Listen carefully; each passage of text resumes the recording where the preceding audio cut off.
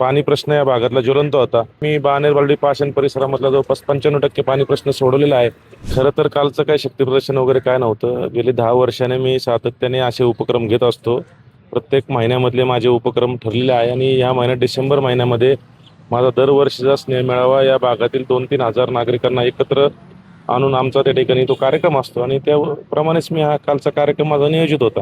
खरं तर सामाजिक आणि राजकीय जीवनामध्ये जनसंपर्क खूप महत्त्वाचा असतो. जेवढा तुमचा जनसंपर्क चांगला तेवढं तुम्ही चांगल्या प्रकारे काम करू शकता आणि जेवढं जनता तुमच्यावरती जास्तीत जास्त विश्वास टाकते तेवढी तुमची जबाबदारी अजून वाढते. त्यामुळे मला असं वाटतं की येणाऱ्या काळामध्ये सुद्धा आणि मागील काळामध्ये 10 वर्षामध्ये मी जनतेच्या विश्वासात पात्र ठरलो. अनेकांची समस्या मी त्या ठिकाणी लाखोंच्या संख्येत नागरिकांच्या कामं केलेली आहेत. ऑफिसच्या माध्यमातून असेल, पाणी प्रश्न या भागातला ज्वलंत होता. तो अतिशय मी बाणेर बालडी पाषाण परिसरामधला जवळपास 95% पाणी प्रश्न सोडवलेला आहे.